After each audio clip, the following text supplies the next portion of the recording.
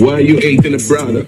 Cause of color my skin, my religion belief and faith. People can learn to hate, they can be taught to love and slave mentality. Human rights activists, long walk to freedom, just like Mandela. Hatred and appetite, struggle against racism, justice and equity. Don't forget your history. Restore Martin Luther King, who foretold the American dream. Africa unite and wake up. We need one love and one voice. Xenophobia, fuck that. Our enemies, our leaders, they tyrants ain't giving up. Join the politics, or shut the fuck. We need to unite and kick them out.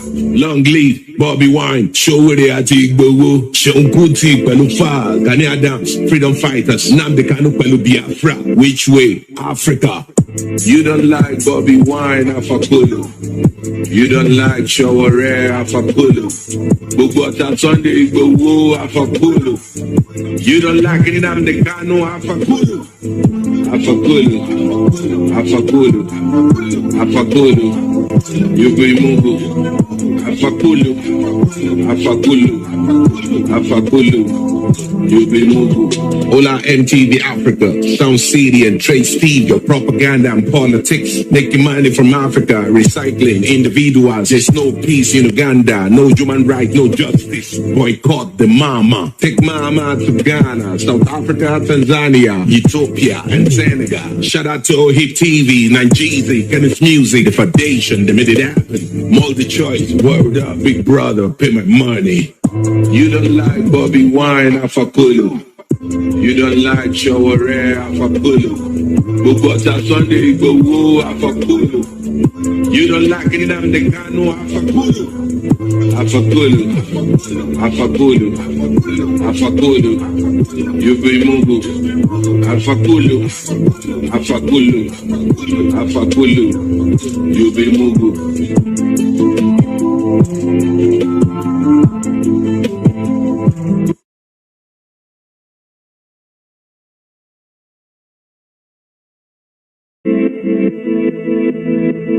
Why you hating a brother?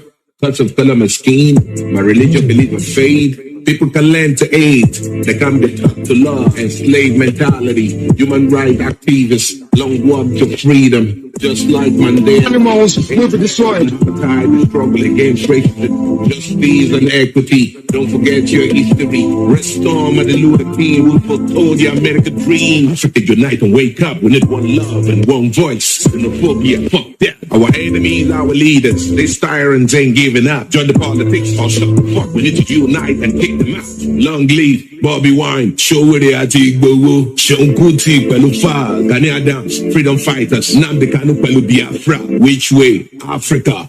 You don't like Bobby Wine, Afakulu. You don't like Shaware, Afakulu. Bugota Sunday, Bowo, Afakulu. You don't like Nnamdi Kanu, Afakulu. Afakulu, Afakulu, Afakulu, Yubimungu, Afakulu, Afakulu, Afakulu, Yubimungu.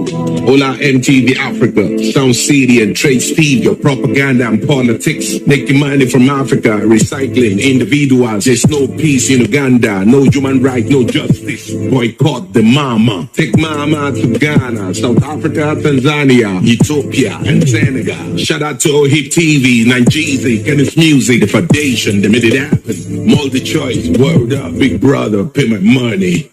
You don't like Bobby Wine, Afakulu. You don't like Showore Afakulu.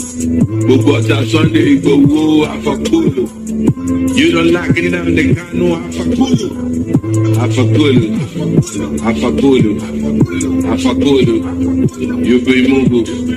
Afakulu. You be Mungu.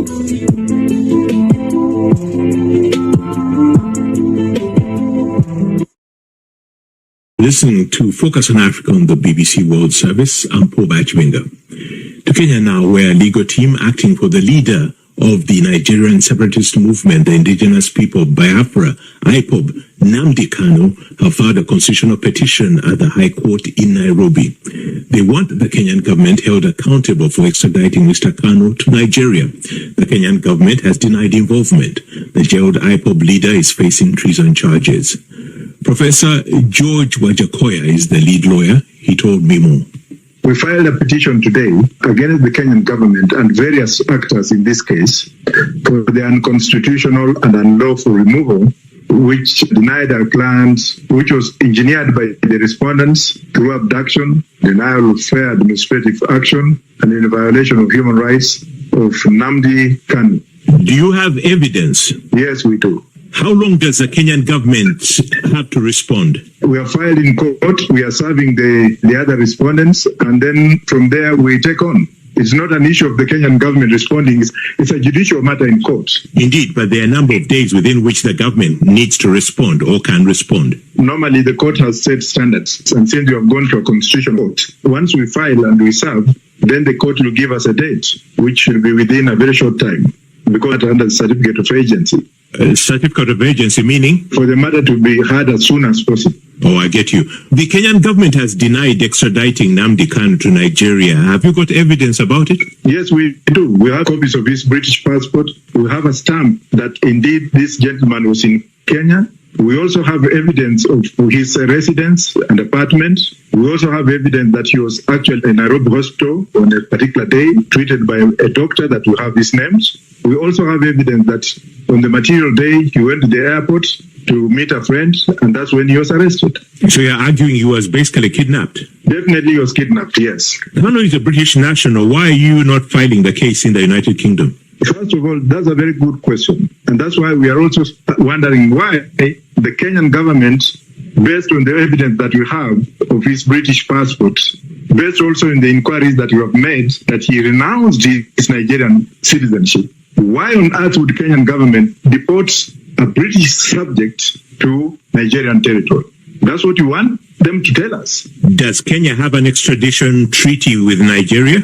They are members of International Extradition Convention, yes, which Nigeria and Kenya are signatory. So technically they could extradite him if there was a genuine reason? Definitely, yes, but then extradition and rendition are two things. Extradition has to follow due process. You can't just pick up somebody and throw him in a plane. That is barbaric and it's forbidden. It's outlawed by international law, even by our own constitution. Now, Mr. Kanu is already in Nigeria and facing charges of criminal conspiracy, intimidation, and membership of an illegal organization.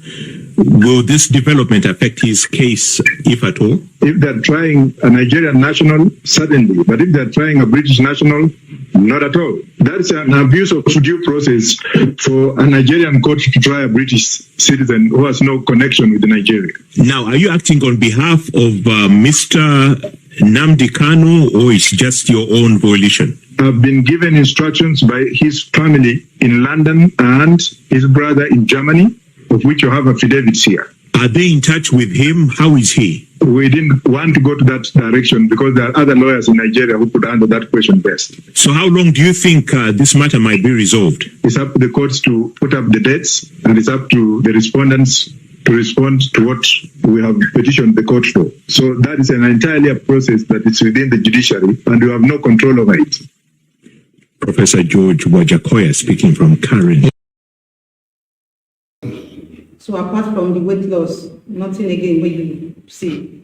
Before his rendition, Nnamdi Kanu was receiving treatment for a heart condition called heart murmur. And, of course, he has an extreme form of hypertension. His medical report is a matter for public consumption through the facility of the processes we filed in that regard. He was receiving treatment in Texas, United States, back in February this year for that. And when he entered Kenya sometime in May, he also made contact with a hospital in Kenya to treat these conditions. And these conditions persist. And our thesis, our position is that the DSA's facility is, a poster exemplar of what detention facilities in Nigeria are like in terms of inadequacy of medical facilities. I don't believe that DSA's facility has the competence or the medical competence to take care of his medical condition, which we consider life-threatening. Okay, and now we don't finish for the appearance. Many Nigerians want to know what happened inside the court during the trial. Even doctor people, journalists, they supposed to bring that information. They don't allow some of them enter inside the court.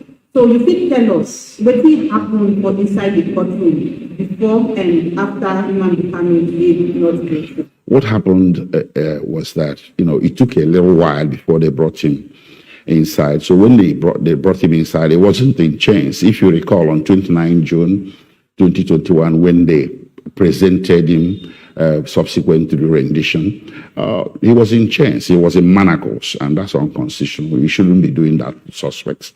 Nigerian Constitution says you shouldn't. The Supreme Court of Nigeria said you shouldn't. So they, anyway, on 21st October, they didn't. So he wasn't in manacles. He wasn't in handcuffs. So he walked freely inside the confines of the courtroom, and, he received salutations from his counsel and gathered other people who were in the court, and we had opportunity to have photo opportunities with him. We snapped pictures with him, and it was a more relaxed atmosphere from what it was the last time he wasn't presented in court. It wasn't raucous, it wasn't noisy, and only few people were, of course, allowed inside the courtroom, and I believe that had more to do with the COVID protocols. Of course, the prosecution made a presentment of the amended charges. If you recall, they had amended these charges a few days to the hearing, and again, they did another amendment, which I considered more of sua sponte, on the spot. And of course, there was no opportunity that the defense has. I don't think we were given sufficient opportunity to go home and study these charges to see how our client would respond to them. But again, the judge wanted a plea to be taken, and that's exactly what happened. So a plea was taken, and I don't think that has prejudiced the challenges, the constitutional challenges we have to these charges, which will come up on the 10th of November.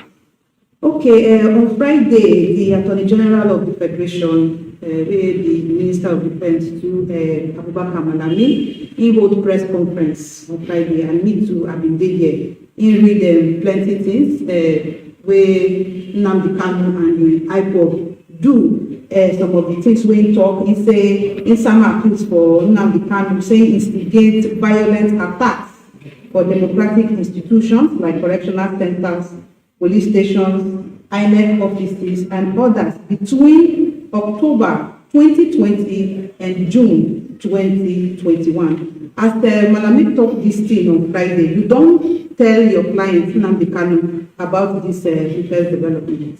You have asked me this question now about the press conference that was done by the Attorney General on Friday.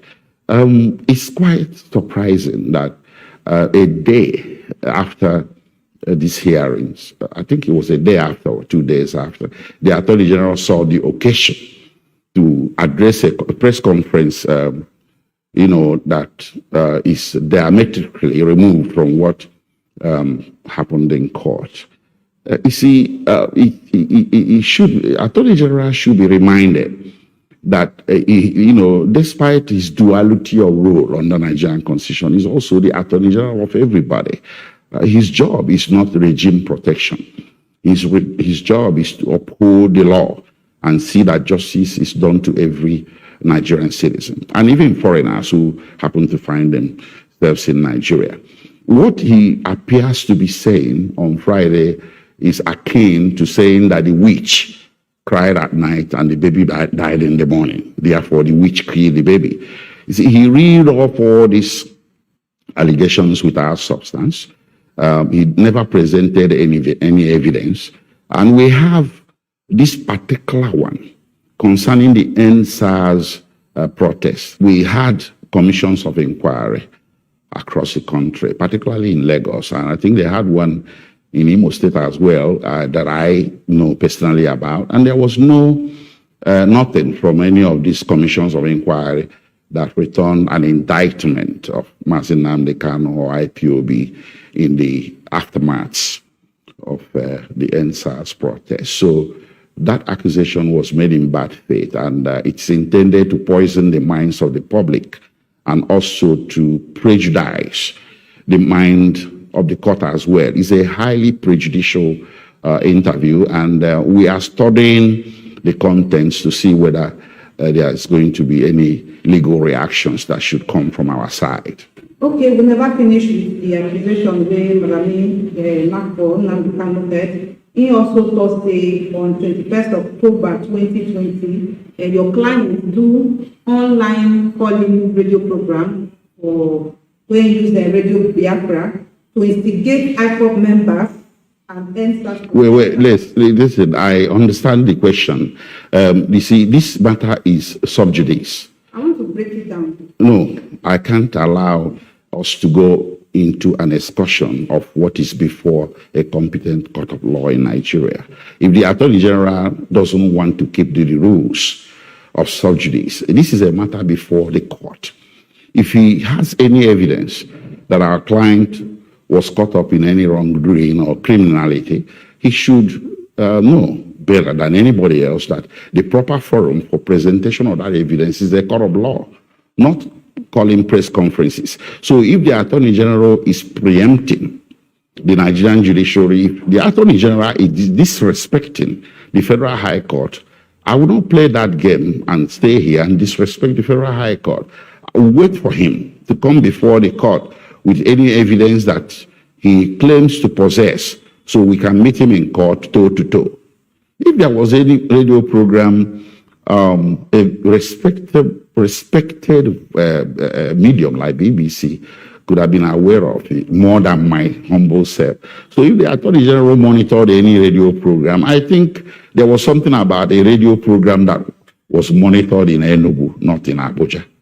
And you begin to wonder, what is Mazi Nnamdi Kanu doing facing a Federal High Court in Abuja? He should be facing a Federal High Court in Enugu. So there are just so many issues here bordering on prosecutorial misconducts of the extreme degree, and these things will be ventilated better within the confines of where we have the privilege of ventilating these things, which is the courtroom. I should not be seen to be subjecting or succumbing to these antics by the Attorney General of subjecting Mazi Nnamdi Kanu to a media trial. You said the press conference was on Friday.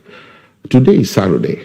So I'm telling you, we are studying the contents of the press conference to see whether it is necessary for us as lawyers to join issues with him in the media or to wait for him in open court. Well, that brings me to the constitutional action that I brought on behalf of Mazi Nnamdi Kanu before the High Court of Abia State. That action, as you all know, is called Fundamental Rights Action. And same Attorney General has filed an application before the High Court of Abia State requesting for extension of time to respond. So why did he now turn around, instead of responding to the suit that I filed in Abia State or filing whatever he has before the High Court in Abuja?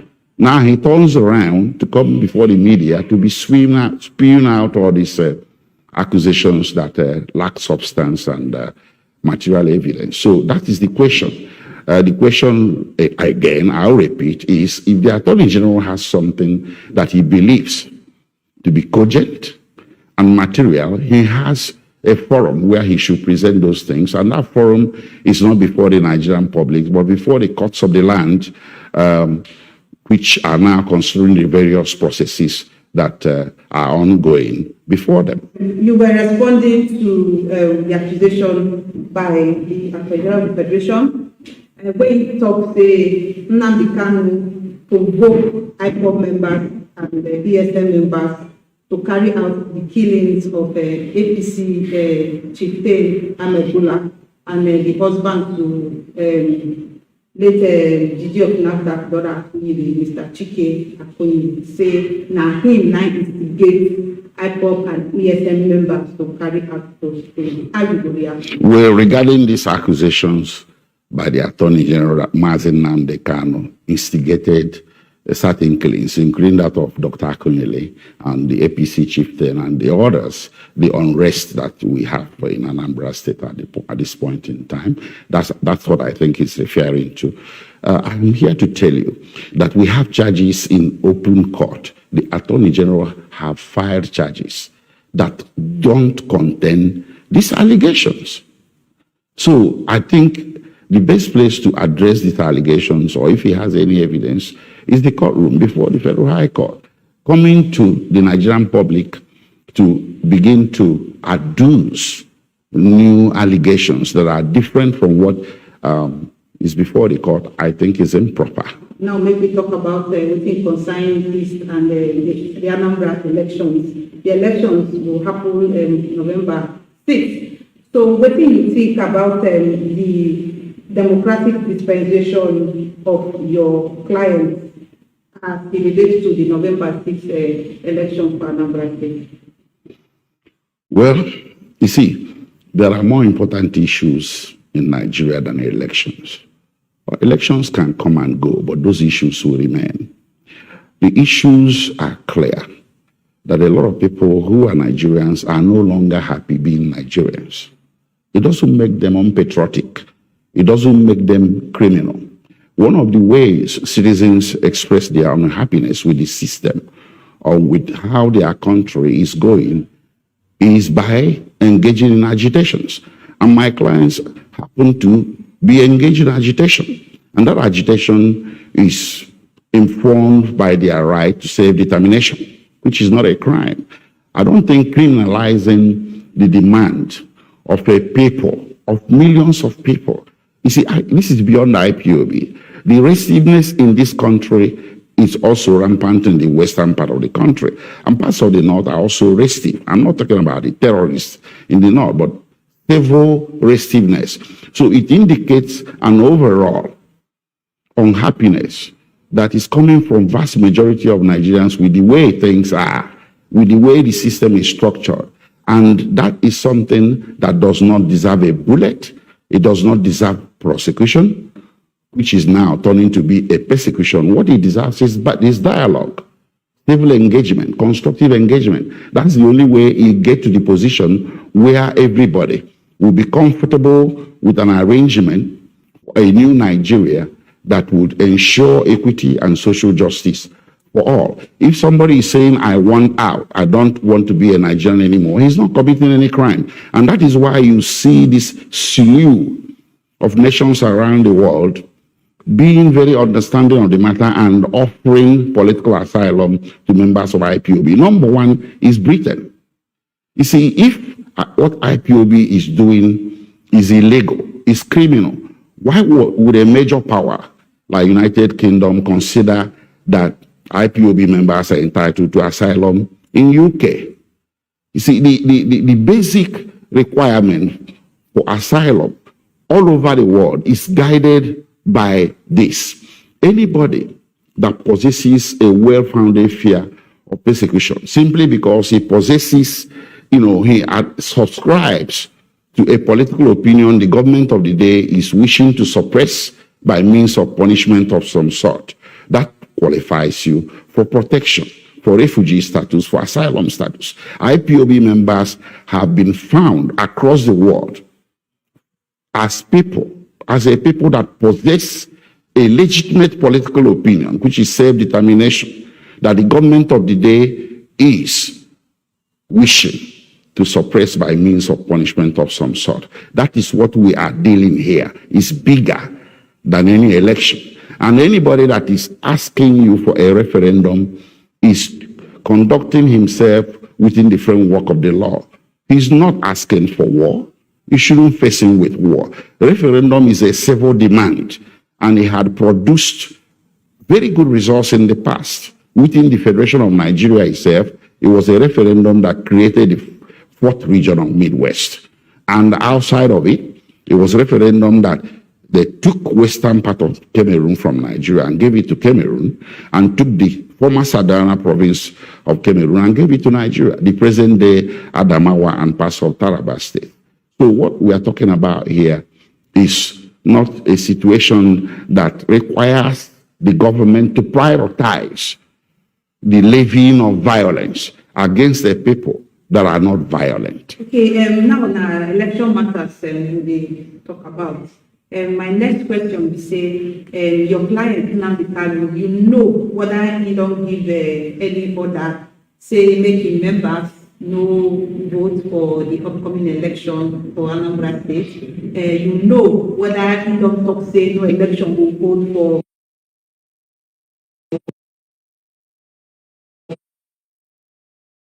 the Southeastern region. I can tell you on good authority that what concerns Nnamdi Kanu at this point in time is this question.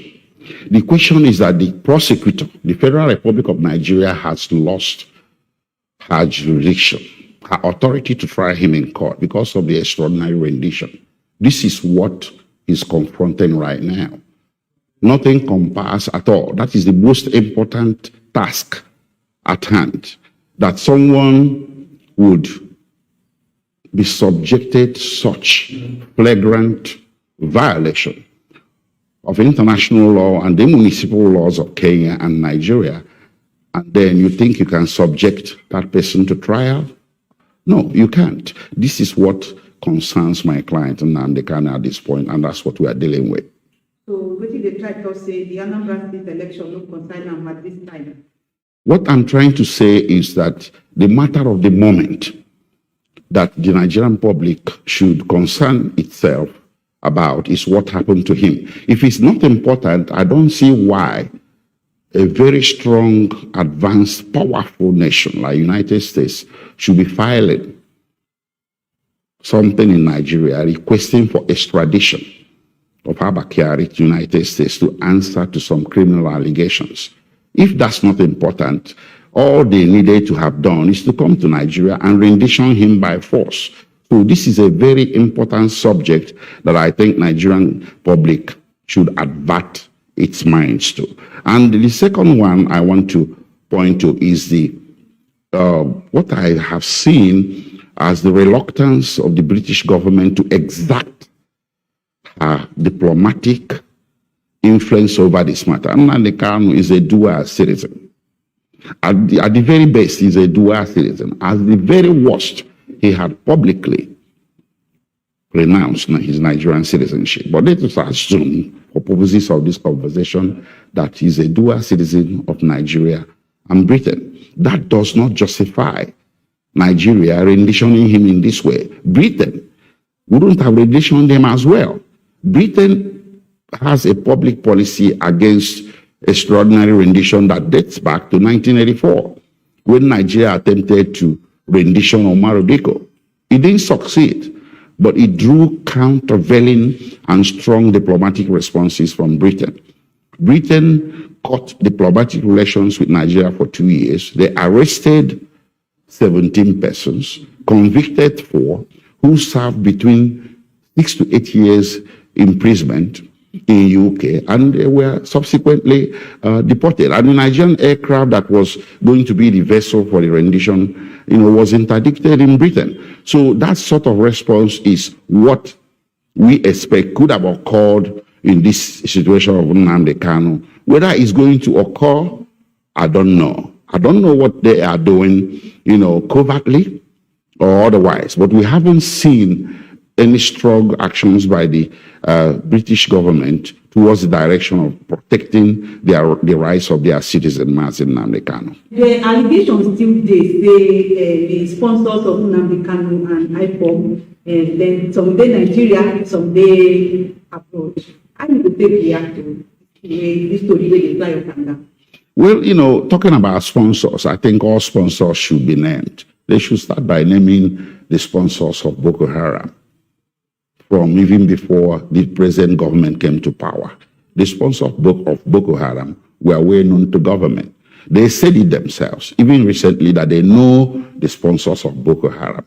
Why are they not naming them? So let us have a situation where you name sponsors of everything.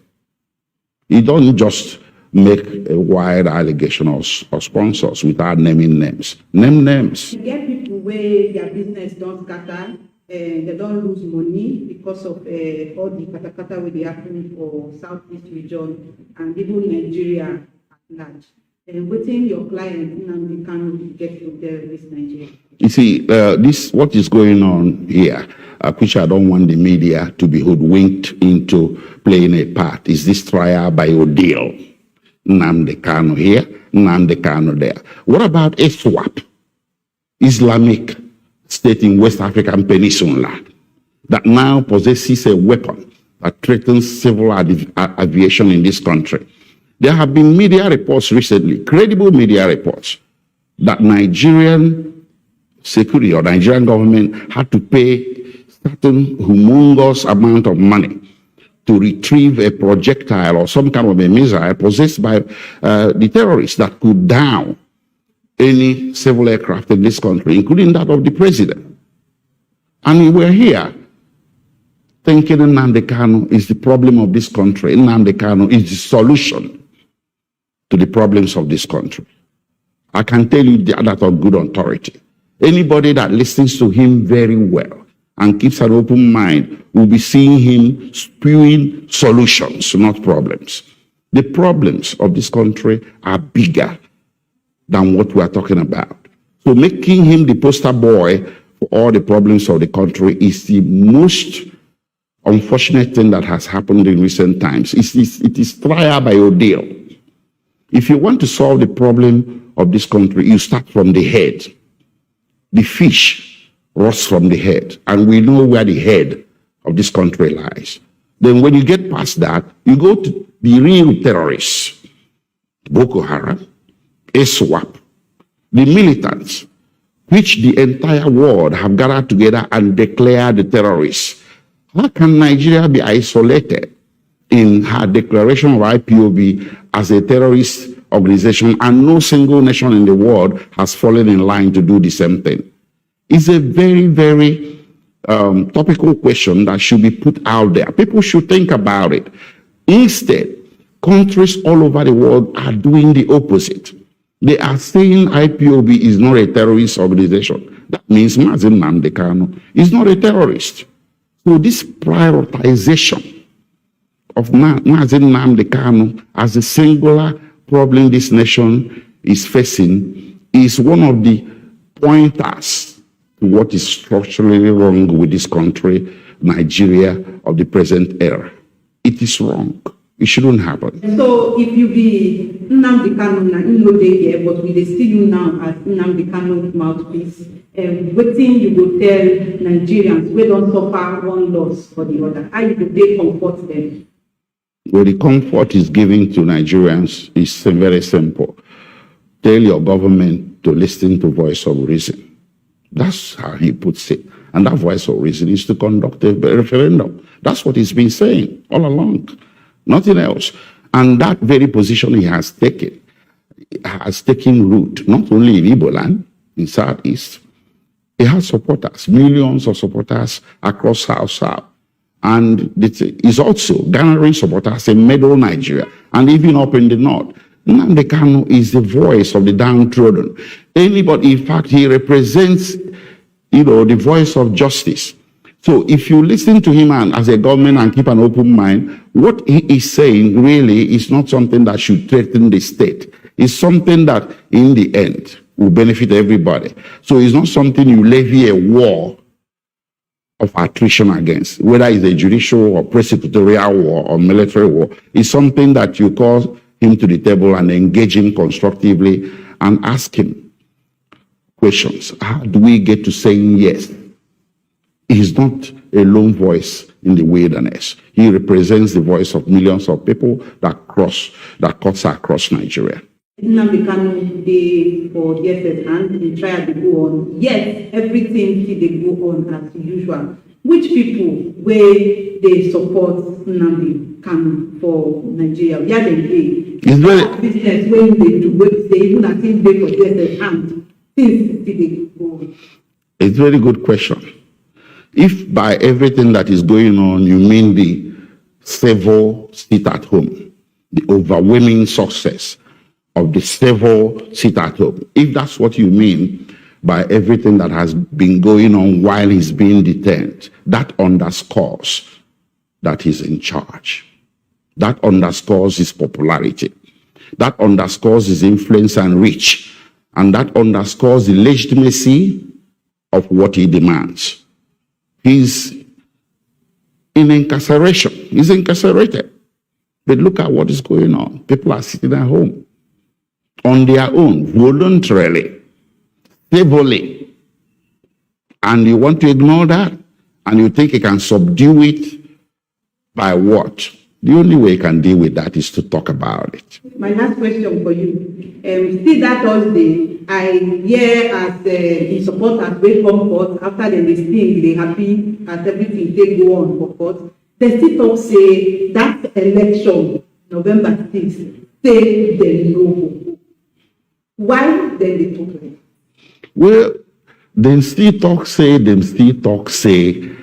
me, I dey still dey talk. The most important things in this country are not being talked about. Why are we married to elections within a system that is so dysfunctional that even your elections are highly questionable? That's what I think Nnamdi Kanu seems to be saying. So it goes beyond the election boycott or this mantra of no elections. He's instead saying there are issues that are more important than elections that need to be addressed first. Why this obsession with the elections within a system that is so sick, so dysfunctional, that when you deal with these issues first, elections will come naturally without any let or hindrance.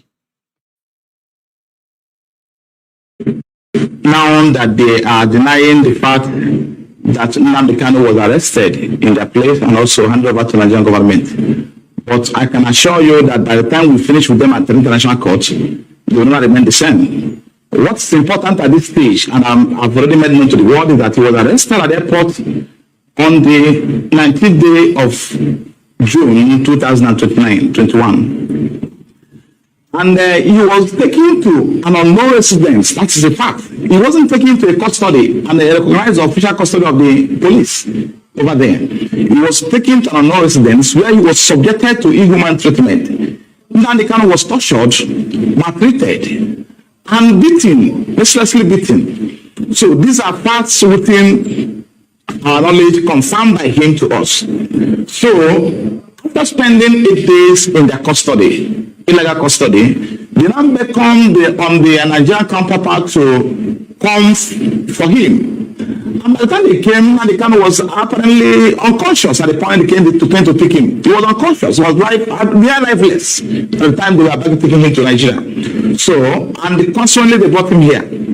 So now, to tell you the level of their conspiracy and the desperation to get him jailed at all costs by enemies. They brought him here on a Sunday, and the federal government is fully aware that I'm the lead counsel to Nnamdi Kanu. And there's a charge against him before the court, which has been subsisting has been going on. Because after invasion of his premises on the 14th of September 2017 by the Nigerian military and soldiers, who killed over 28 persons in his house, and by act of providence, he was narrowly escaped. We filed an application before the court for an inquest into what transpired in his house on the 17th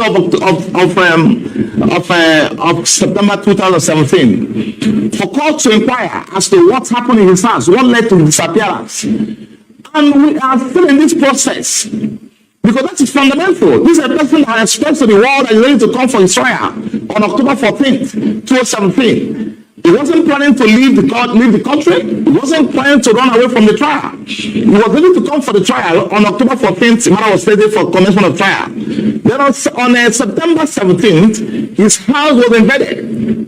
So to tell you that the government was not ready at the time to prosecute him, because they have no evidence to establish even the charge to be filed against him to living date. So they went after his life. Now it's compelling on the part of the court to inquire what happened to this person I granted bail, what led to his disappearance.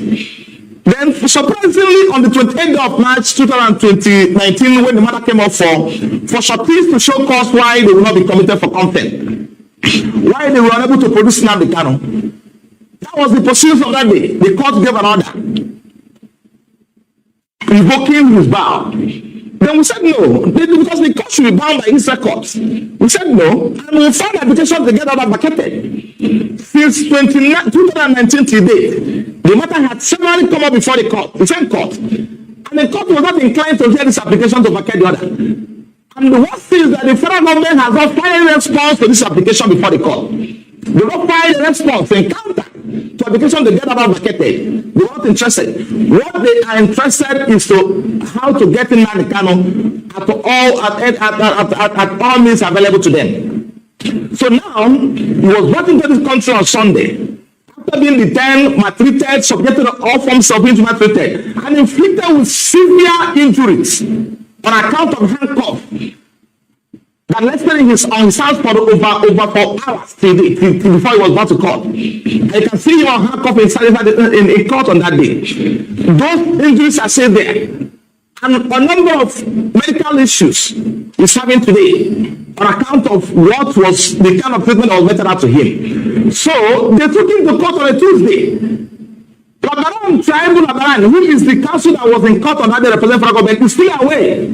But the 55 is the lead counsel in this matter. And I've been in court with him in all cases affecting Nnamdi Kanu IPOB. He never extended the courtesy of informing me that my client was arrested. Was abducted, because in this case he wasn't arrested. So the one who got to that bridge will cross it. He was abducted and kidnapped from Kenya and brought into this country. So now he really feel it confident. He feel confident or didn't appropriate to inform me that my client was arrested and been brought to court on Tuesday. So that shows there's a collaboration between the government in question, as it stands today, and people who are appearing before them. Because if at all there was any element of transparency what they're doing, is compelling on the part of the AG, not the lawyer representing the president, to inform me that they are coming to court on Tuesday, so I can come to court and see my client. I don't know what happened, and this is quite funny what happened. So on Tuesday, they took him to court, and the court asked them, "Where is Barrister Jopo? Is not in court? Is not informed." He said, "No, they are said they are brought into Abuja on Sunday, and they've got today." So now there's an underlying fact that my clients will not get fair trial in that court. That's settled. The issue of fair trial has been taken away by this collaboration. But we keep on watching. We are going to see them in court. So that is what happened as of today. I've seen him, and he has given me every information and detail about what transpired in Kenya, how he was arrested, how he was taken to a non-destination, and how he was maltreated, how they nearly killed him over there. And it's obviously from what he told me that it was at the behest of the federal government that they were doing those things. So until when they beckon on them to come, these are against an obvious infraction to all international laws and treaties. So, but at that level, we are addressing it. We are going to address an international court at that level. So, I'm letting you concern myself what's happening in the country. So, it's obvious from every indication that my client will not get a fair trial in this court. Obvious. Until when the contrary is established. And now, Nnamdi Kanu was remanded in prison custody. Let me underline this fact. Long before he was granted bail, he spent over 2 years in custody before he was granted bail. The court itself is aware that he was in prison custody before he was granted bail. And at the point he was in prison custody, Nnamdi Kanu never at any point in time made any effort to leave the prison without the judicial process. Now, they remanded him in DSS custody where they made it near impossible for his relatives if he is under a debilitating health situation. He has a medical condition that needs to be addressed as quick as possible. Because it's only a living that can face trial. So this I can stop at this much. You will recall that on the day he was taken to court, that was last week Tuesday, Nnamdi Kanu was allowed to address the court because I was not in court. I was not in court. So that enough shows you that's a problem. Nnamdi Kanu is not a lawyer. And he has no competence to address the court. He address the court.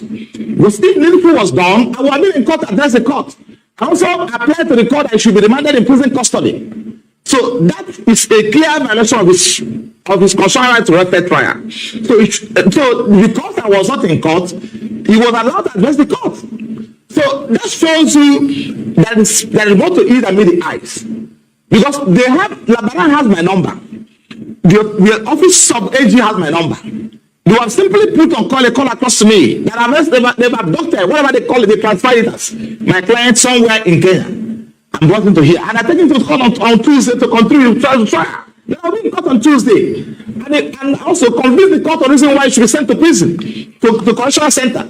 But in this case, the court allowed him, which is abnormal, which is unethical, allow him to address the court.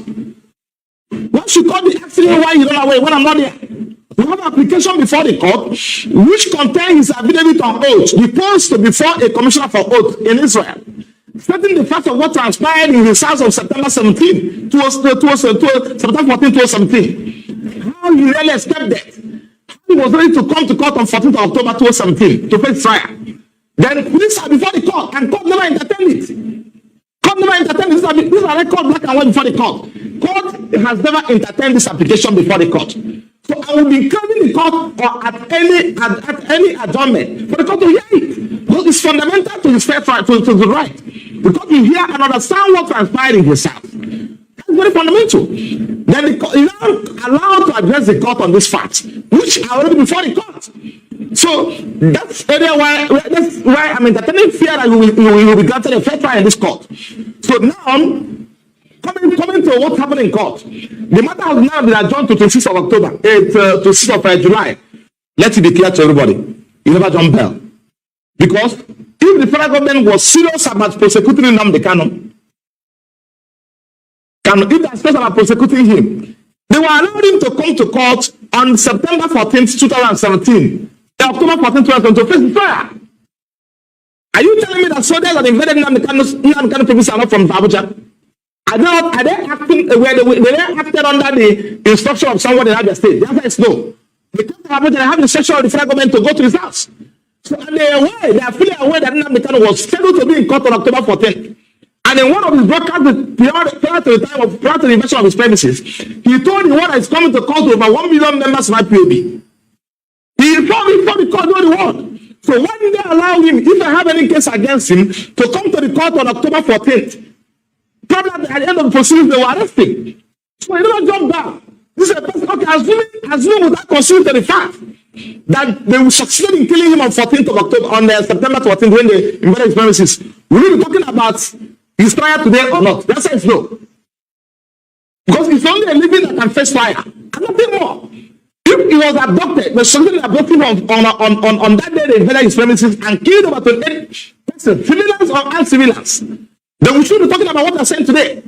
So, but by act of providence, he will never escape being killed. So these are people who are feeling aware that he was scheduled to be in court on October 14th for the trial. And in Abuja here. So why can't you wait for him to come to court if any case against him? So, and we have supplied the court this fact. We have supplied the court circumstance that led to his disappearance from court. We have informed the court and convincingly that Nnamdi Kanu was ready to start his trial. But for the fact that his life is under threat. So the court is under compelling obligation to listen to say applications before him. Let me say this to you, because it's important for us to inform you appropriately. And what I'm saying today to you today, I will furnish you with documents to that effect, black and white. Before the date set for his trial, the federal government, acting to the Attorney General of Federation, filed an application to vacate his bail, to vacate his bail, right? On the premise that he has violated his bail condition. This application was filed in black and white and served on me. And I responded to that application because it's a matter for court to decide. We cannot at this stage, at this point in time, or probably during that period, determine when Nnamdi Kanu violates his bail condition or not. And also, I want you to appreciate the fact that I also filed an application to validate their bail condition before they file their own. So this is a pending application before the court. The court to hear my application to validate his bail condition, hear the one filed by the federal government that he has violated the bail condition, and also hear the one I filed in reply to what federal government filed, stating that Nnamdi Kanu never violated his bail condition. So they're supposed to hear those applications because it's under a duty to hear that application and make decisions in the course of this discourse. First of all, there was a clear collaboration between the Kenyan government and Nigerian government. I'm happy now that they are denying the fact that Nnamdi Kanu was arrested in their place and also handed over to Nigerian government. But I can assure you that by the time we finish with them at the international court, they will not remain the same. What's important at this stage, and I've already made known to the world, is that he was arrested at the airport on the... Onye buru Nnamdi nọ na be ha ogboye egbu Nwachukwu ogboye egbu onye ga-eri ya ogboye egbu onye hụrụ Nnamdi nọ na be ha ogboye egbu onye ga-eri ya ogboye onye ga-eri ya ogboye egbu onye ga-eri ya akịrịm onye ga-eri ya akịrịm onye ga-eri ya asịm onye ga-eri ya akịrịm onye ga-eri ya Nwachukwu onye ga-eri ya asịm onye ga-eri ya onye bugwana ya asịm onye bugwana ya asịm onye bugwana ya asịm onye bugwana ya asịm onye ga-eri ya onye ga-eri ya Nnamdi bụ Nwachukwu asịm onye ga-eri ya onye bụrụ Nwachukwu onye bụrụ Nwachukwu Nnamdi bụ nwanne Nnamdi bụ nwanne onye ga-eri ya onye ga-eri ya.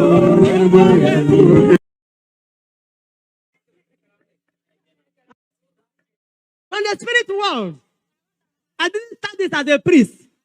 I started this as a kindergarten. My mother is still alive. Go and ask her about this person here. So those who don't know me are talking rubbish. It's from a book. My father is not a native doctor. He died a Catholic and a Christian. 2 bishops buried him. My father's father was not a native doctor either.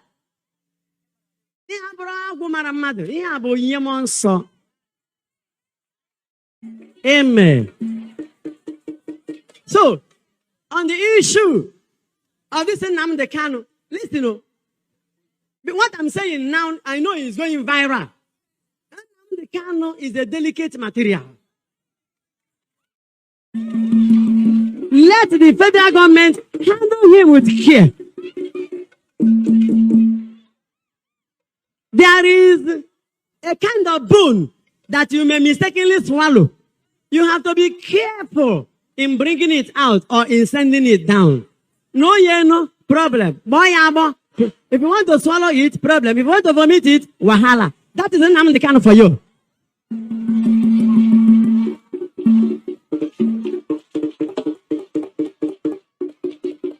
So we have to be careful. I will rather plead with the governors that came for Bazaar. Both my governor, Ugwai, His Excellency, and the governor of Eboy, Dave, and other governors in Igbo land. You better come together without delaying and have a meeting on how to bring out this bone so that the entire cardiothoracic zones will be preserved, devoid of harm to other sensitive nervous organs. Because other sensitive organs can be affected, and paralysis may be the resultant effect. Ọ bụrụ ebe niile odudu bere ka a na-eti. O nwere ebe odudu ga-ebe. Gwa nwanne gị na ọ bụrụ ebe niile anaghị eti odudu bere ebe niile.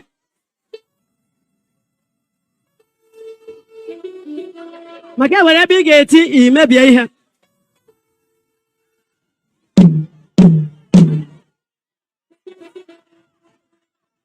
Ọ maka ndị na-eti odudu.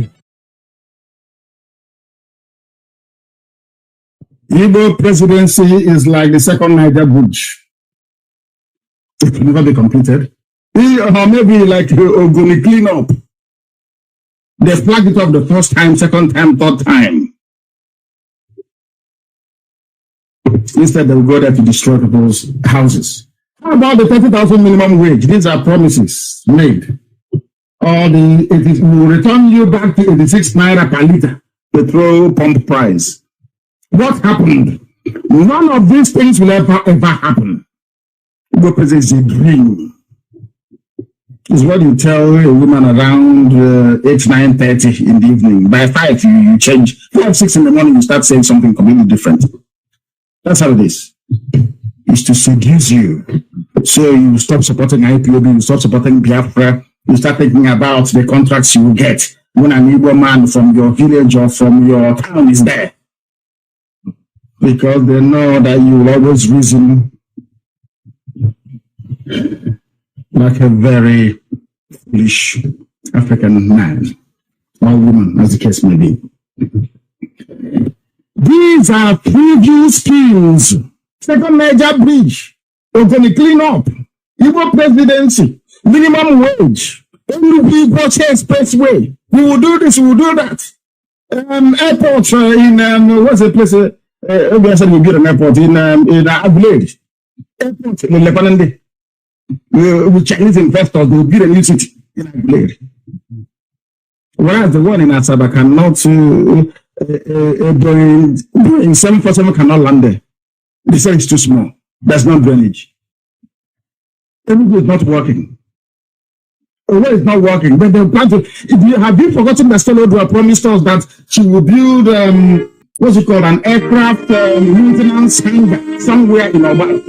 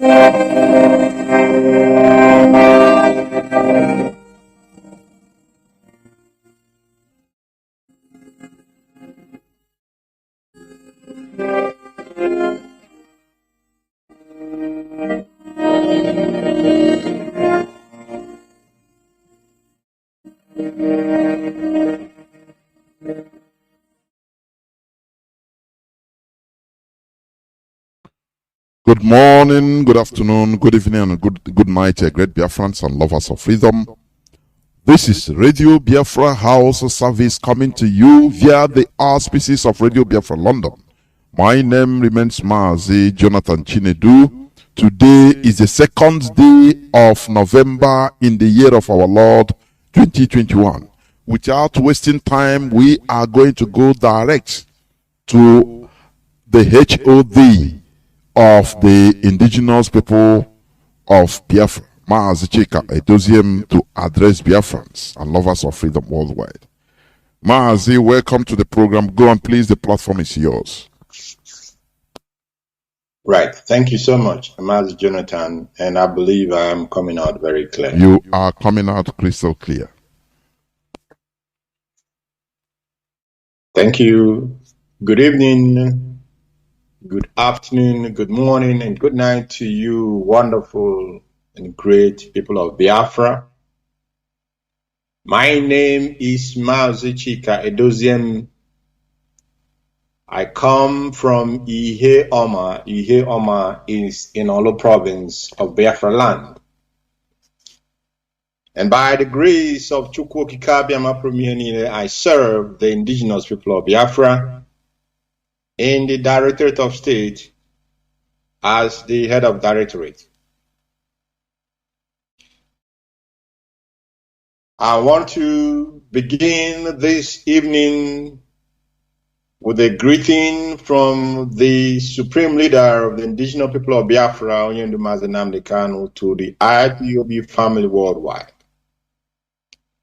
Like we all know, we are all dear to the heart of the leader of this great movement, and he continuously, unceasingly continue to put all of us in prayers and commit us into the hand of Chukwabia.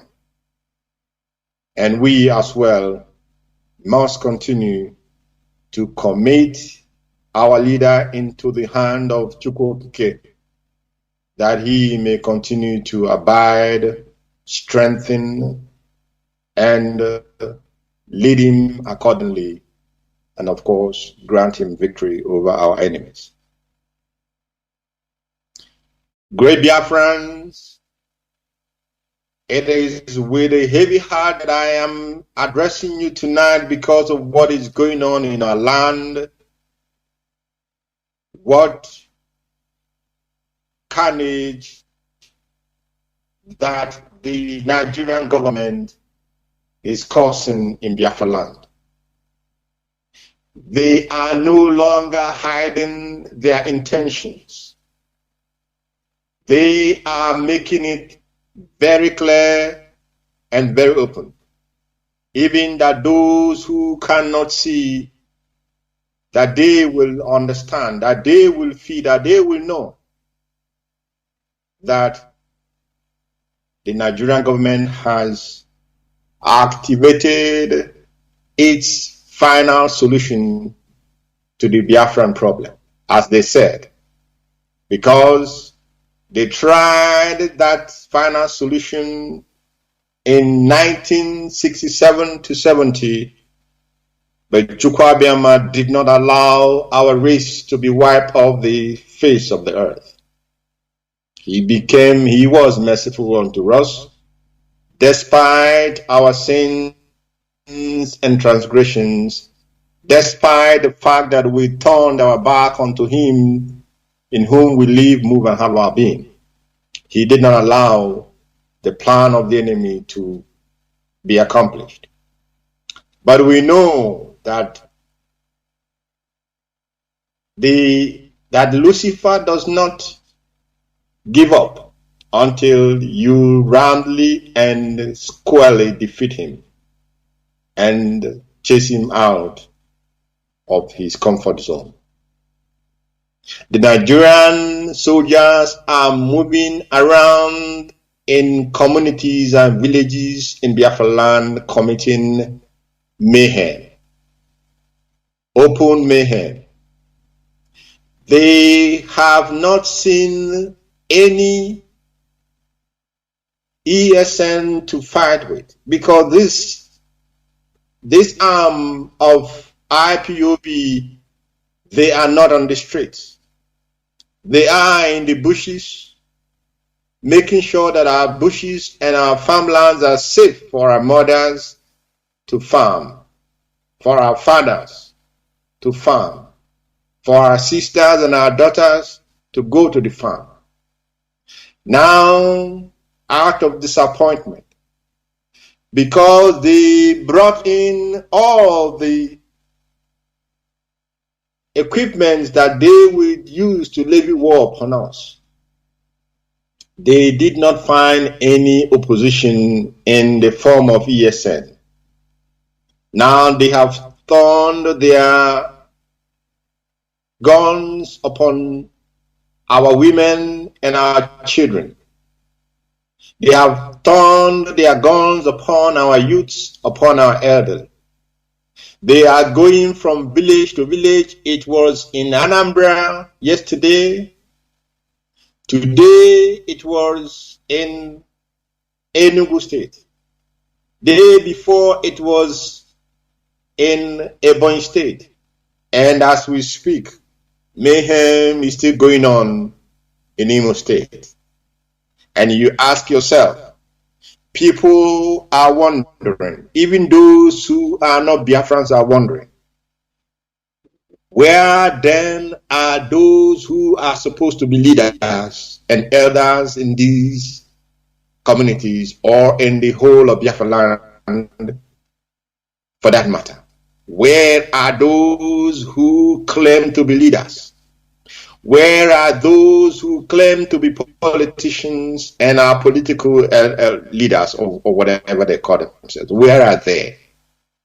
They have remained silent while the murder and cold-blooded massacres are going on in Biafra land. Because some of them are part of the arrangement. The Nigerian army, the Nigerian government, they are the people who put up the unknown government and all the other armed groups that are causing unimaginable mayhem in Anambra State, that caused mayhem in Imo State, that caused mayhem in Enugu State and Ebonyi State and every other part of Biafra land for that matter. The Nigerian DSS, the Nigerian police, the Nigerian army, they recruit these people because they want to create an environment of chaos and anarchy in our land. Their ultimate goal is to tell the world that they are killing terrorists.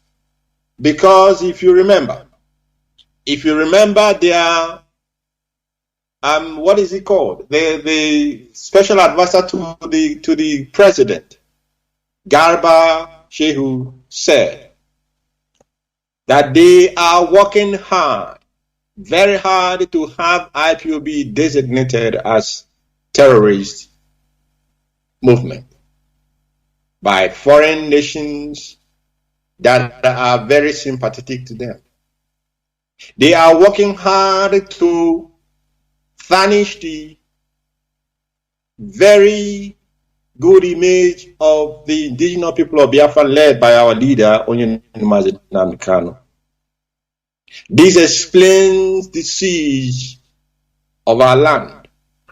This explains the mayhem that they themselves have put up, have planned, and are coordinating all these killings in our land. Because part of these, their handwork is to compel media organizations and media houses in the zoo to attribute all the crime that are being committed, that they are committed, that the Nigerian security apparatus are committing in our land. They are compelling the zoo media, of course, that we know. It is the zoo media, of course, is the highest bidder takes it all. That is, if you can pay them, and they can write what you want them to write. There are no investigative journalism in their dictionary. Now they are compelling them. The minister, the arch liar, the minister of is it communication or information? He calls himself, yes, Minister of Information, Liar Mohammed, and the NBC. They are pressuring and threatening and compelling the zoo media that every crime that the zoo commit, the zoo military and armed forces and security apparatus commit in Biafra land, every crime they commit, every murder, every evil that they are doing in our land, that the media in the zoo must attribute it to IPOB, ESN, because of their agenda to do what? To tarnish our image and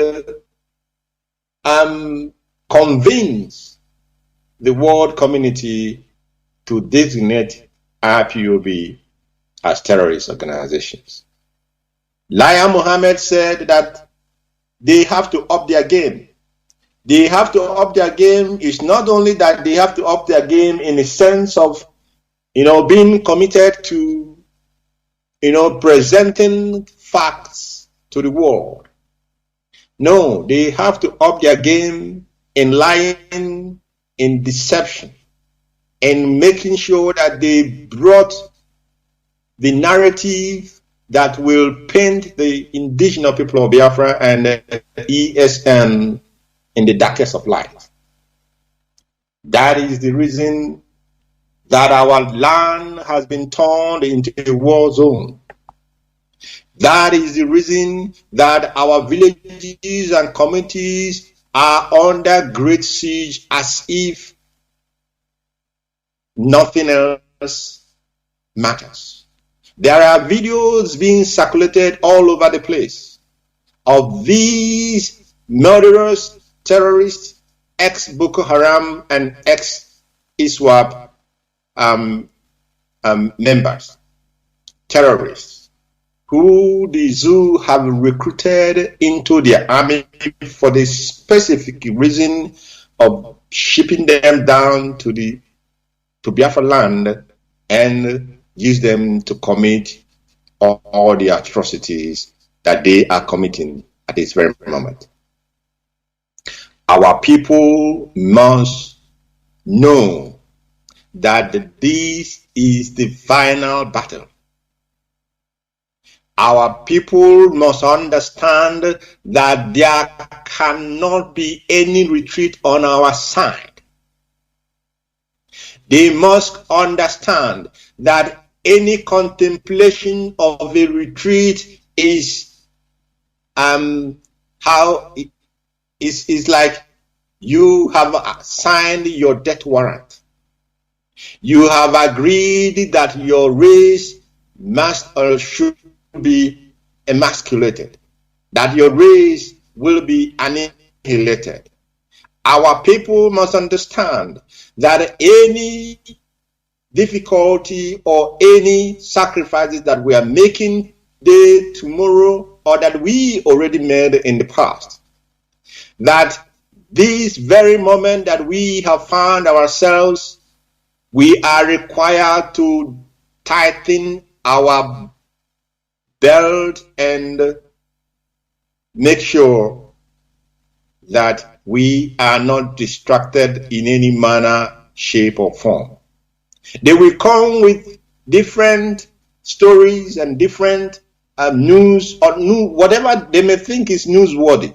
But these things are to distract you, to make the atrocity that they are committing in our land to be on a lower scale.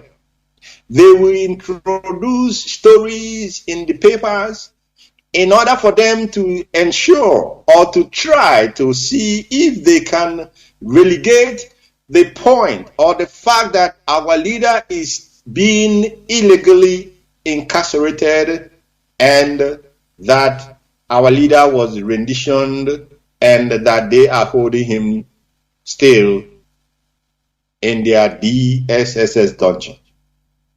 But we must not allow this to happen. We must not allow that the zoo shall be the one who will be,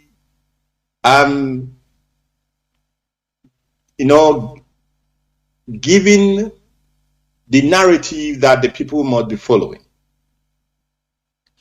Our media warriors, you must tighten your belt because this is the last battle.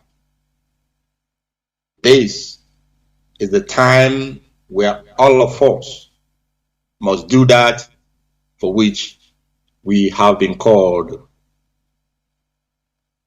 for this very moment. I have a message for the Fulani Caliphate. And that message is a very simple one.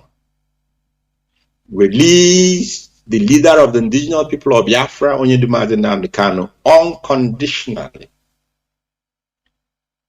And accede or agree to a referendum for the Biafran people. This is the message I'm giving the Fulani Caliphate, because they are the real Fulani leaders and not the cabal in Asurok. The real Fulani leaders in the zoo must compel the cabal at the presidency or whatever they call themselves to release Onyendu now. They have no choice. They must release him now. And they have between now and the 4th of this month, that is 4th of November 2021, to release our leader. Today being the 2nd of November 2021, the zoo has barely 2 days to release our leader unconditionally. The zoo, they can. And of course, we know they will empty their treasury. And they are already emptying their treasury. They have emptied their treasury. They are borrowing money. In his belief and in his attempt, in each what believe that they are going to stop the inevitable from happening.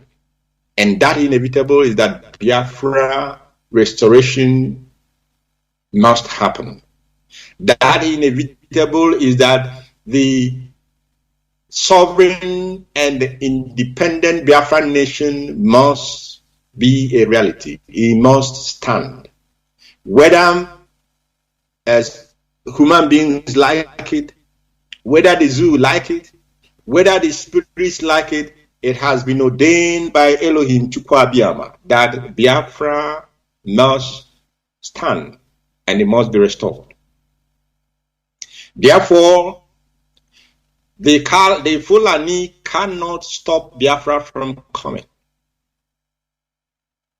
They cannot stop the restoration of Biafra. Biafra will come despite all the armaments that they have transported into our land. Despite all the 30,000 plus personnel that you are pushing into Biafra land. Despite the killings that you are committing in our land, the atrocity that you are committing in our land presently, and whatever else that you want to throw at us. Today, the 2nd of November, I tell you that all these will be a wasted effort because Biafra has been ordained that it must come. And it will come in our lifetime. It will be restored by this generation led by the supreme leader of the indigenous people of Biafra, Mazi Nnamdi Kanu. The enemy cannot stop this from happening. And why am I asking the caliphate to impress upon the cabal in Aso Rock to unconditionally release our leader and agree to a referendum? Why am I asking them?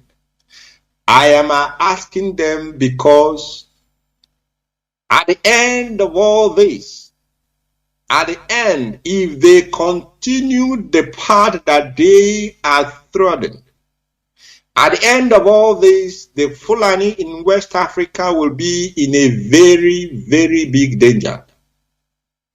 If the option the Aso Rock cabal chooses is confrontation and war, I wish to repeat myself.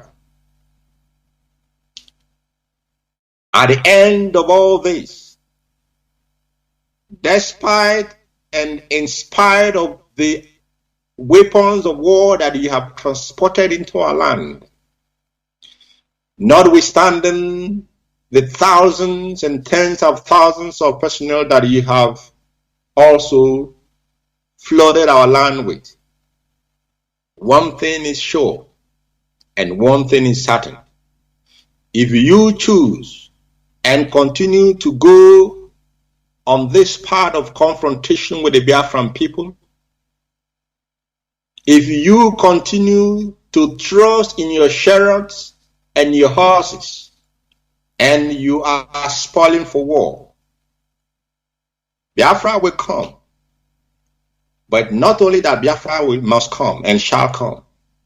The Fulani in West Africa will be in a very grave danger, because you will have started a tsunami that will not stop until the anger of Chukwuabiama upon the Fulani race for the blood of the innocent that they have spilled in our land, for the blood of the poor and the widow, of the fatherless, of the motherless, that they have spilled in our land.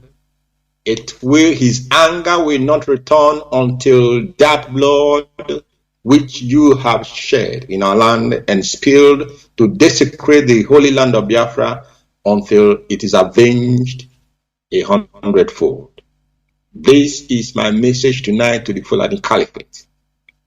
And this message, they will ignore it at their own peril. And I said initially before that this battle has gone beyond the physical. The spirit that owns Biafra land, our people are seeing what we are suffering. Yes, we are suffering. It breaks our heart to see the blood that is being wasted. But stay on, great and brave Biafrans, for our salvation is not very far away. For Chukwuabiama will, of course, deliver his people from the hands of the bloodthirsty jihadists on the Futajala Mountains. I want to and I wish to commend this very evening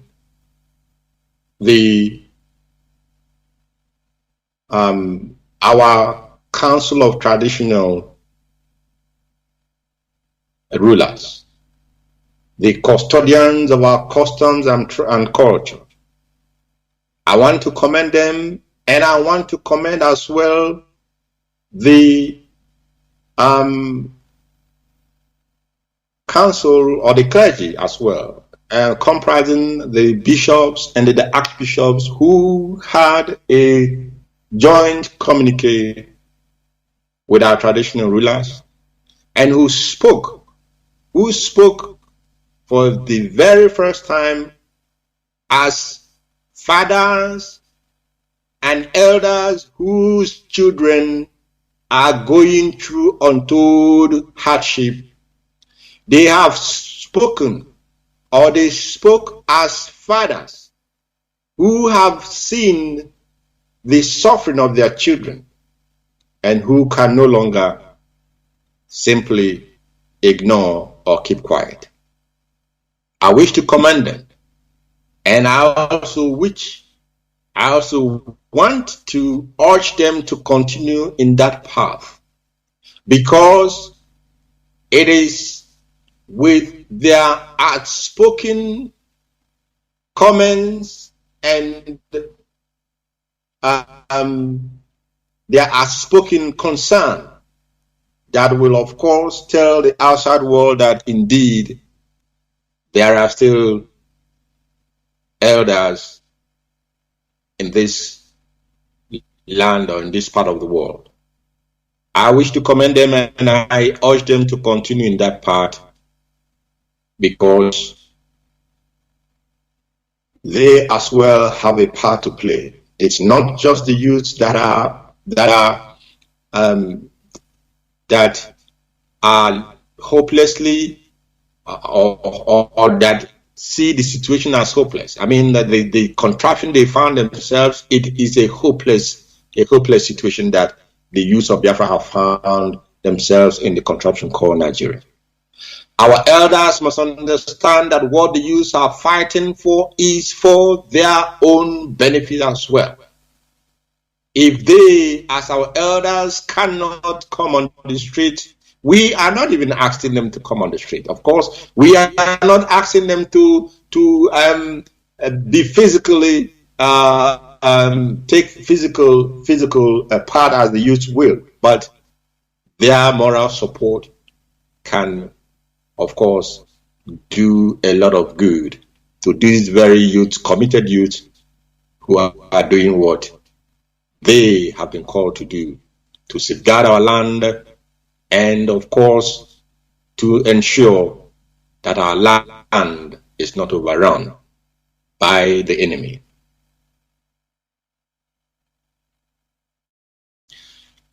Great Biafrans, I want to tell you tonight that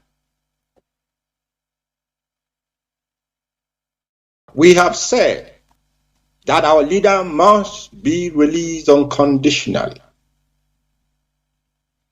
And that which we said yesterday is what we are saying tonight, and what we are maintaining on this Tuesday, the 2nd day of November 2021.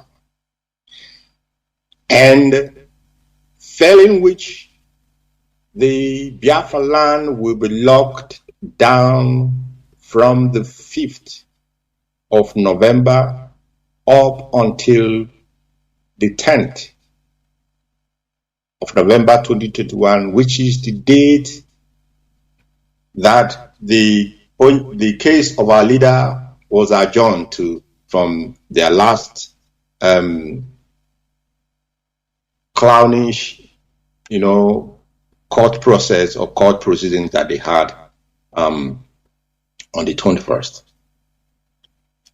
Our stand is a simple one. The whole of Biafra land will go on lockdown mode from the 5th of November if by midnight of 4th of November 2021 our leader is not unconditionally released. And while we are doing that,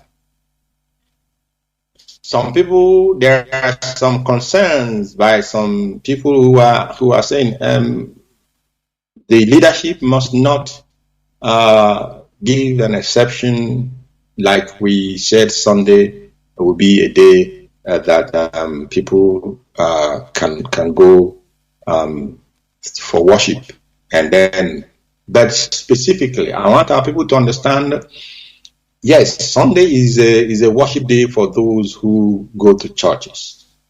But the main reason why we gave Sunday as an exception is for our people to be able to stock up for the 3 days coming after the first 2 days of the sit at home. Our people must be allowed to stock up their foodstuffs and whatever they may need.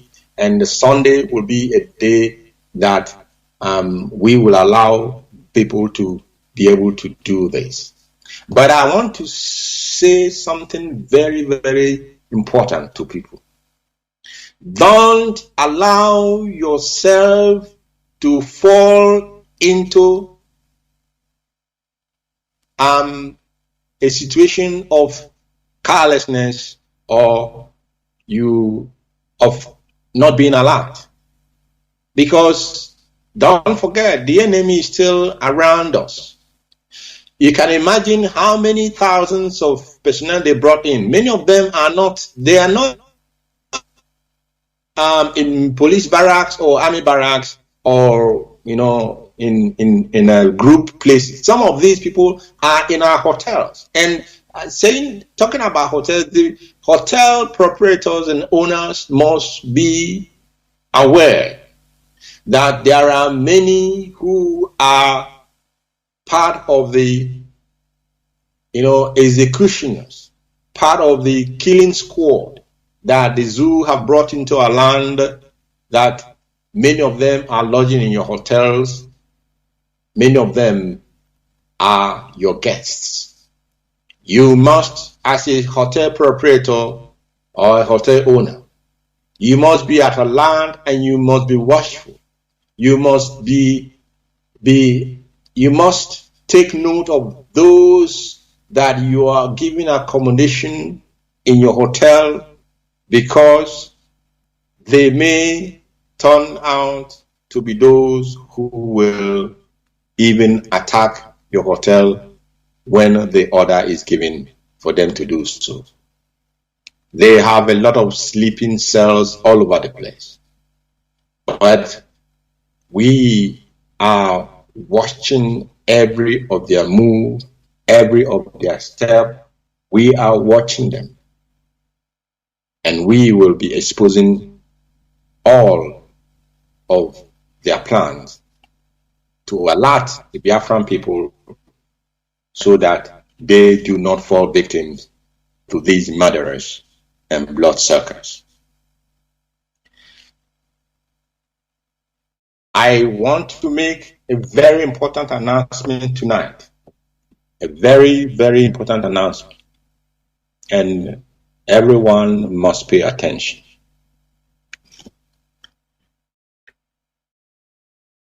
The IPOB USA treasurer, in the person of Mrs. Rita Eze-Ise. Some people call her Madame Muibo as well. I don't know if she has, but that's by the way. Mrs. Rita Eze, the IPOB USA treasurer, from tonight has been relieved of our position as IPOB USA treasurer. The account that this lady is managing for IPOB, which is the Umweri Arodi Areli account in USA, is hereby shut down. This account cannot be used anymore for any ESN fundraising. Do not put your money as if you're an IPOB family member or you're a sympathizer of IPOB, you are a Biafran, you want to support what the IPOB is doing to liberate our land. You should not put your hard-earned funds into Umu, Eri, Arodi, Areli account in USA. This account that is managed, or that from tonight, of course, it is managed by Mrs. Rita Eze. Mrs. Rita Eze herself has been relieved of her position as IPOB treasurer. Anyone dealing with her is dealing on her own, on his own. You are not dealing with IPOB anymore. And in addition to Mrs. Rita Eze, these individuals are hereby expelled from IPOB family. Number one, Mazi Nnamdi Kanu, formerly a rep, a zonal, a regional rep in USA, is hereby expelled. Mazi Olive Obi, also formerly a representative, that is a regional rep, is hereby tonight expelled from IPOB. Mazi Onyeka, formerly of Ontario, a regional rep of Ontario, is as well hereby expelled from IPOB. I am giving a warning to these two women, Mrs. Rosemary Williams and Mrs. Azoka Charles Wankwo. It could be that your name is being used without your permission, but I want to give you the benefit of that. From tonight, if your name continues to be used by these evil people in our midst, those who are doing the work of their master, if you allow your name to continue to be used by them, then it means that you are accused.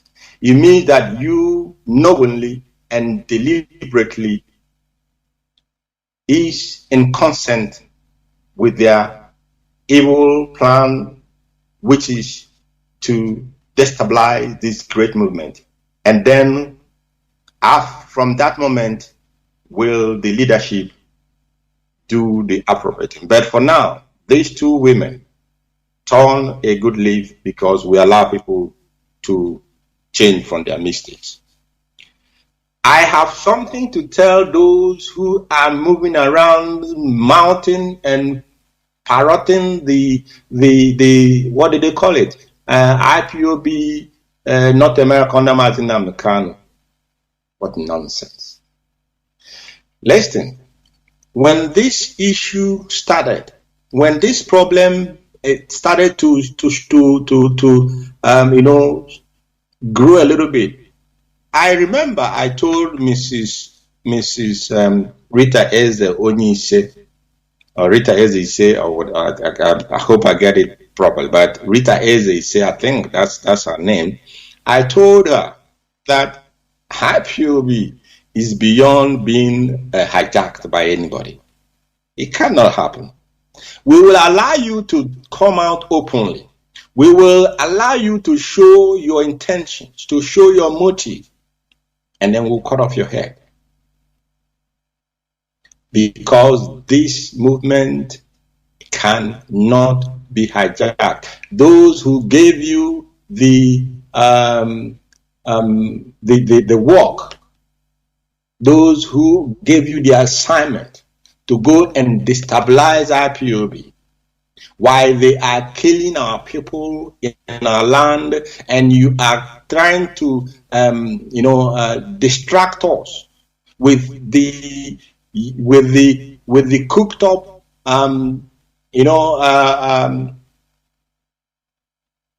distractions. That's because some of these things that we see on being distributed, they actually do not make one iota of sense.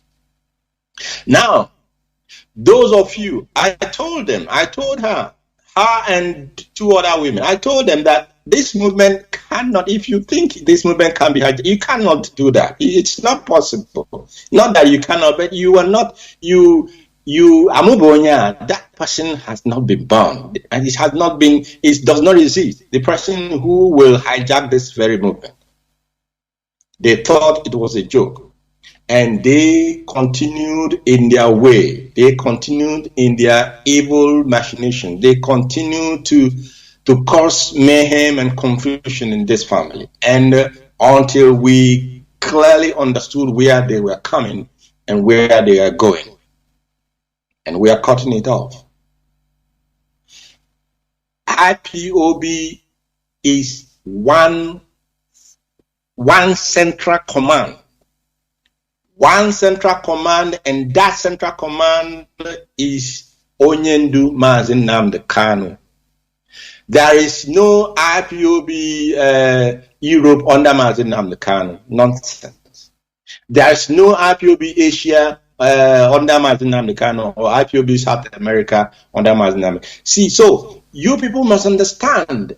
When I was saying the last time that they tried the 3-pod, they tried the whatever pod the DSS tried during the first time our leader had issues. They knew that there is no way that they will set up another freedom fighting outfit to rival this great movement.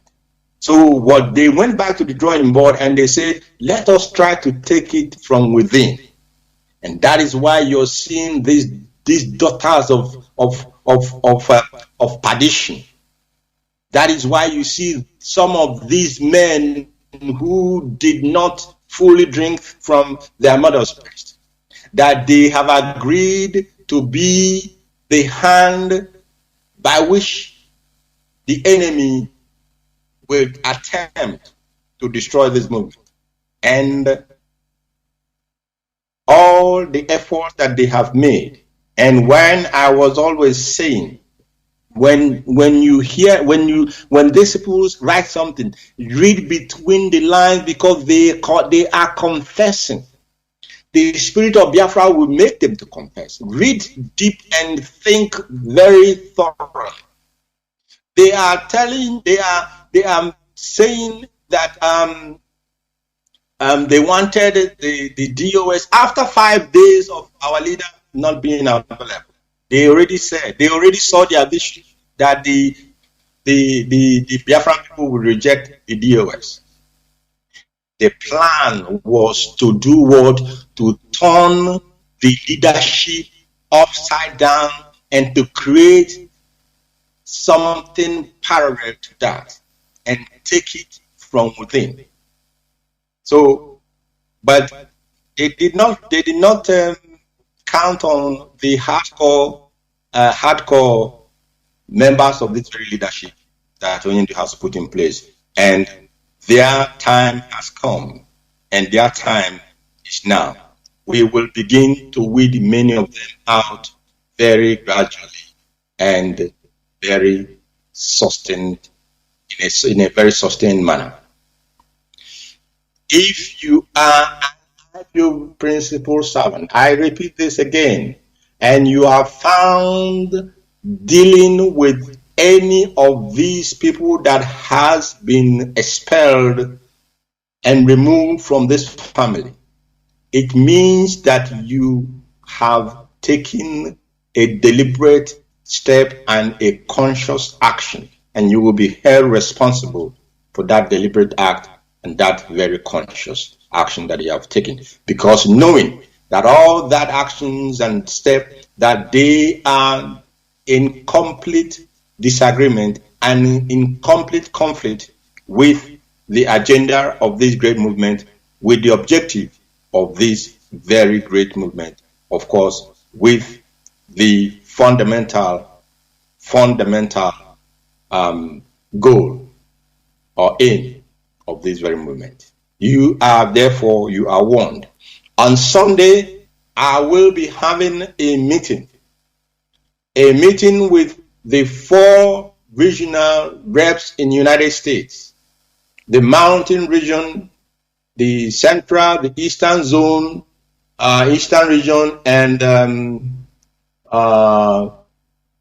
mountain, eastern, central, and which one am I missing? I think there are 4 of them. So, but the point is that I'm going to have a meeting on Sunday with the 4 regional reps on 4 regional reps of IPOB in the United States on Sunday. In that meeting, the IPOB USA Financial Secretary will be there, and of course, IPOB Head of Finance will also be in that meeting, and maybe 1 or 2 more members of the OS. And the reason is that we are going to, by next week or before this, yes, by next week, let's put it better. By next week, our people will be properly directed on where they must begin to put in their contributions for the Eastern Security Network.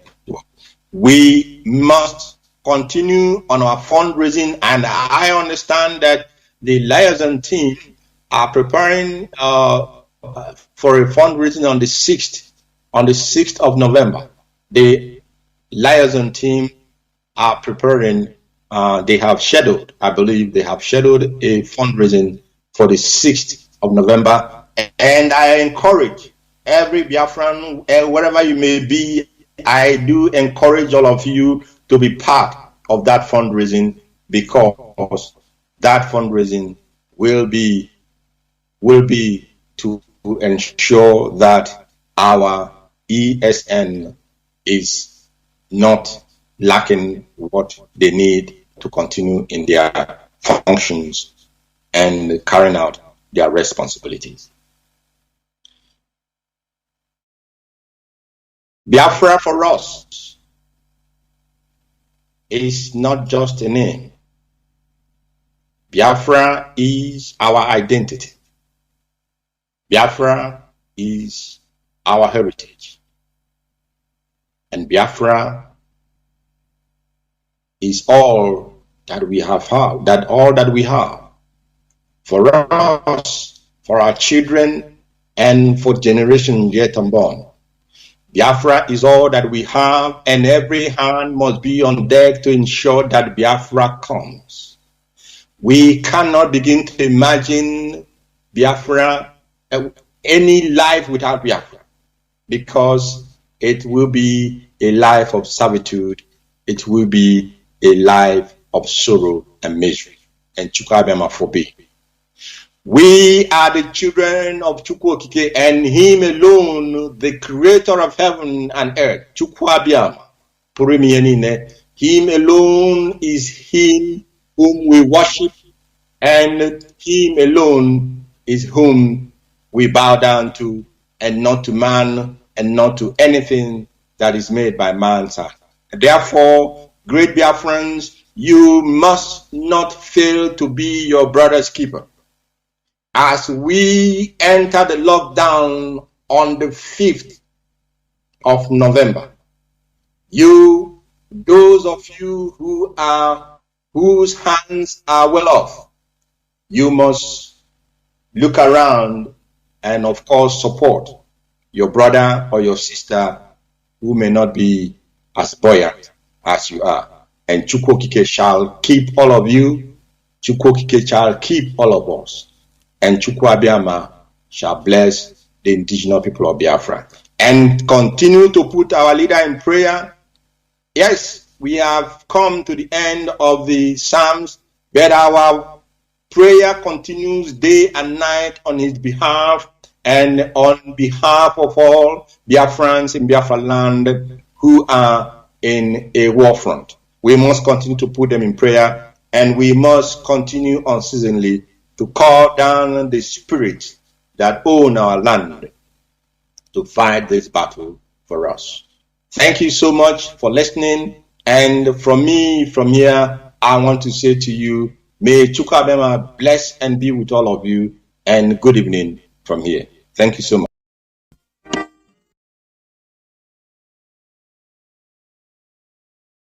Another Savior, holy, holy, holy, holy, another Savior, holy, holy,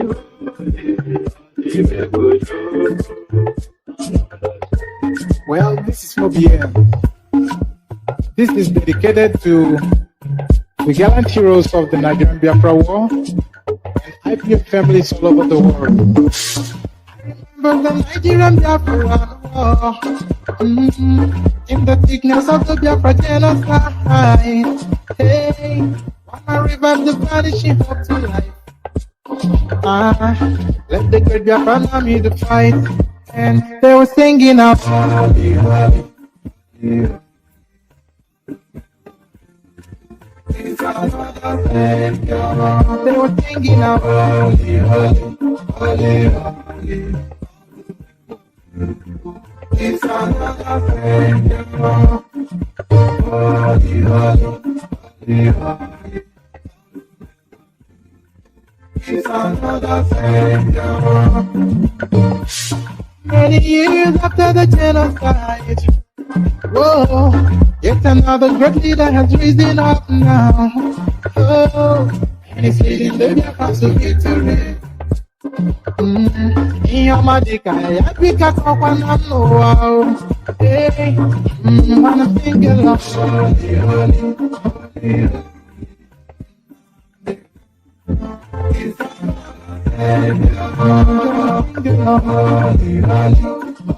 holy. It's another Savior, holy, holy,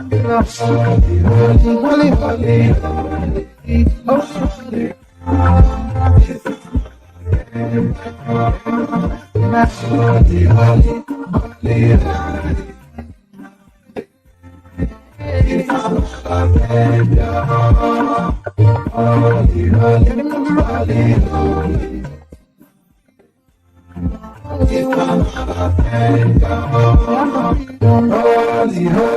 Holy, holy, Nnamdi Kanu.